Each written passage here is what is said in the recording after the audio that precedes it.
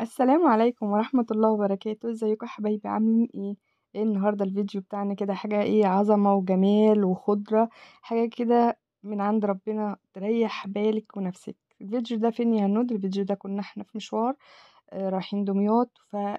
واحنا راجعين شفنا بقى الجمال، الخضرة دي زي ما انتم شايفين كده. الملوخية دي يعني عايزة اقول لكم ان هي كلها على بعضيها ما كانتش تكمل 20 سنتي طولها، بس كانت تحفة.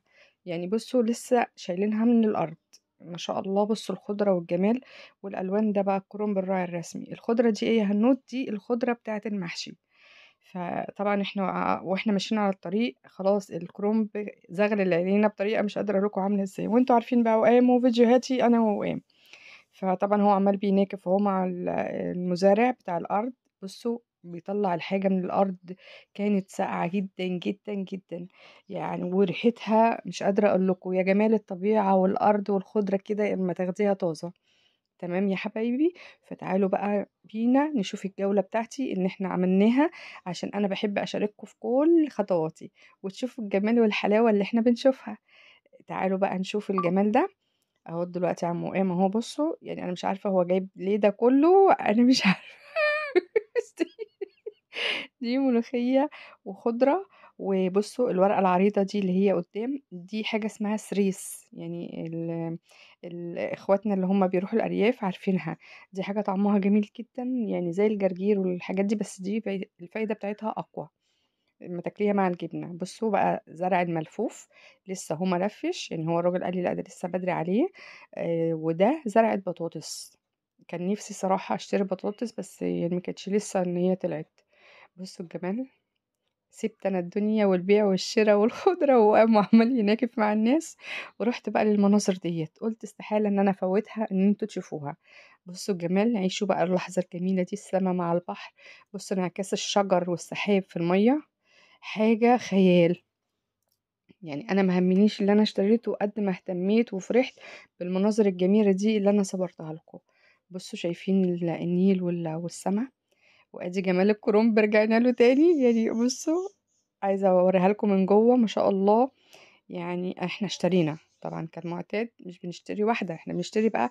بجيب من الأرض دي واخزن، يعني ما بكون ماشية في طريق تاني في سفر تاني بجيبه وبخزنه. آه تحفة. كانت عايزة اقول لكم الأرض دي أكنها مبدورة سكر، مش مسقية بمية بس. والحاجة اللي احنا شايفينها طبعا دي ما شاء الله ربنا يديها الصحة، زي العسل والسكر. وابنها ما شاء الله كان إنسان محترم مثقف. يعني أخدنا وودينا مع بعض في الحوار مع وئام. خدنا بقى الحاجة بتاعتنا وابتدينا هنمشي على الطريق. طبعا هروح الأول أساعد الحاج وئام لأنه مش عارف يفتح العربية. واحنا على الطريق بقى مش هتقتصر علينا على كرومب وعلى خضرة، طبعا انتوا عارفيننا. فخليكم معانا بقى لاخر الفيديو وتشوفوا ايه اشترينا ايه وعملنا ايه واتفاجئنا بايه وايه اللي طلع لي في وسط المزارع خلاني طلعت اجري.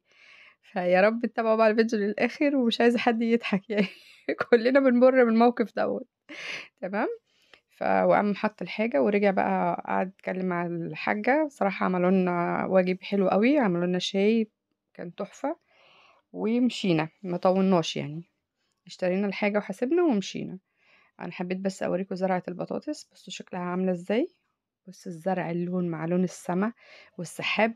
يعني انا عندي دي بالدنيا وما فيها، يعني كان نفسي ابات انا في المكان دوت. هفضل بقى اوريكم. بصوا يعني هو قام بيقول لي خليكي معايا وانا بحاسب وبعمل. قلت له انت مع نفسك وانا مع نفسي. انا بحب قوي ان انا اشوف الخضره واستمتع بالمناظر الجميله دي، مش كل يوم بنشوفها ما شاء الله. انتوا عارفين التلوث بتاعنا. فخلاص بقى كده هنخلص وهروح بقى العربيه زي ما انتوا شايفين. دي طبعا شنطه العربيه فيها حاجات، وده اللي اتبقى الشقه، يعني العربيه ما استحملتش. وادي الحاجه وقام بص مبسوط يعني. ايوه، انت مش هتعمل حاجه، انا اللي هتدبس. تمام زي ما إحنا شايفين أهو. بُصّوا بقى أنا عايزة أوريكم. بُصّوا دي حزمة فيها كل أنواع الخضرة، شبت وبقدونس وكزبرة. دي كلّها بجنيه. تقولي لي إزاي؟ هاقول لكم هو كده. يعني هو لو المكان قريب الواحد هيروح يشتري. أهو ده السريس بقى اللي أنا باقول لكم عليه. بُصّوا ورقته عاملة إزاي، بس طعمه تحفة، تحفة، تحفة. وفي الأكل مع الجبنة كده مع الفطار، يعني زي الجرجير وأحلى كمان. يعني أنا باحب آكله أنا وإيمي. وادي بقى النعناع، هتقولي لي ليه هو قليل كده، هاقول لكم هو الراجل قعد يدعبس لي على نعناع يا دوبك لقى دول بالعافية، بس دول أنا عايزة أقول لكم كنت باشم الريحة، يعني كوباية شاي بقى بالنعناع، مش قادرة أقول لكم على الجو دوّة، كانت روعة. وهو كان فوق الفظيع النعناع ما شاء الله. تعالوا بقى نشوف إيه اشترينا إيه تاني، حكم إحنا إيه ما الحمد لله ربنا يديمها نعمة. الله، الله الكلام كده على كبير، الكلام كده وصل للبصل الأخضر يا جماعة. بُصّوا البصلة الحمرا دي كانت مسكّرة تحفة، يعني مش قادرة أوصف لكم جمالها، وده جِبت بقى لِفْت كل ده من الأرض، بُصّوا الطينة لسه فيه، حاجة كده كانت يعني لوز العنب زي ما بيقولوا بقى، بُصّوا الطينة اللي عليه زي ما قُلت لكم، وبجد كان طعمه حكاية. شايفين بقى الورق بتاع الليفت اللي تحت دوّة، أنا ما رميتهوش أبدًا، عملته محشي وكان حكاية تحفة، تحفة، تحفة أكنه ورق عنب. ورجعنا تاني أهو، بُصّوا باصور لكم المنظر قبل ما أمشي، والحاجة ربنا يديها الصحة يا رب، وكان يعني كان وقت جميل وشِرا حاجات تحفة وطعمها كان أحلى وأحلى صراحة. والأسعار يعتبر نُص الأسعار اللي إحنا بنشتريها من السوق عندنا هنا. هنيجي بقى نبتدي إيه نتحرك، يعني هاسيبكم حبّة كده مع جمال المنظر والخضرة والقلوب الطيبة يا جماعة اللي بتبقى في الأرياف. ناس عايشة ببركة ربنا أقسم بالله، ما شايلين يعني عندهم هموم، بس يعني راميينها على ربنا، والحاجة متوفّرة والأسعار مش هي مش زي الأول، بس مش زي عندنا. فالحياة هناك ما شاء الله جميلة، أنا باحب الأرياف. فبُصّوا بقى الجمال والزرع اللي على الطريق، هتلاقوا كرنب وهتلاقوا قصب وهتلاقوا نمنم وهتلاقوا إيه، وبرتقان، وحاجات كتيرة بقى إحنا وقفنا واشتريناها، هاسيبكم للمفاجآت. أنتم عارفين مفاجآتنا بتبقى عاملة إزاي، يعني حاجات تحفة وجميلة، كل خطوتين نلاقي حد نُقف. فشوفوا بقى أنتم انتظروا معايا لآخر الفيديو عشان تعرفوا إيه اللي اشتريناه وإيه إيه الفايدة منه، تمام؟ بُصّوا يا جماعة الزرع ما فيش مكان يعني ما فيهوش لحظة حلوة. بُصّوا يعني وفي كمان هيعدّي علينا شجر البرتقال ده يعني كان منظره تحفة، تحفة، كان نفسي أنزل وأشتري صراحة بس ما كانش في حد واقف ناحية الأرض، فإيه عدّينا الموضوع.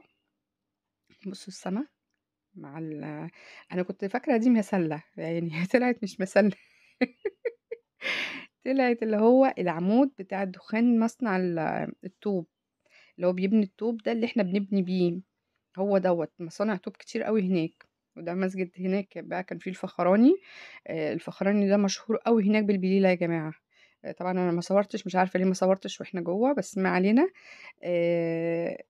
حاجته تحفة وجميلة، بيعمل بليلة بس يعني هو مختص بليلة، تمام.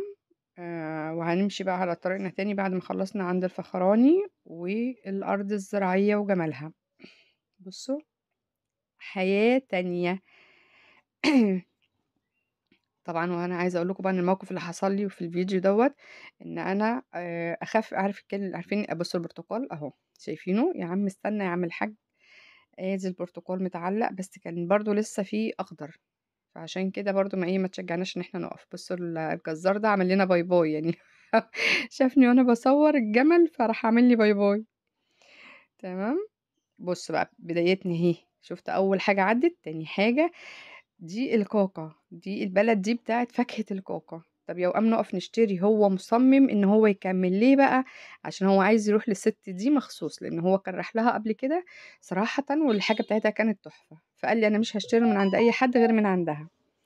فقُلت له: "تمام." نزلت معاه وطلعت صراحة سِت يعني كويسة جدًا، جدًا، أخلاق، إحنا أكلنا أكتر ما اشترينا يعني.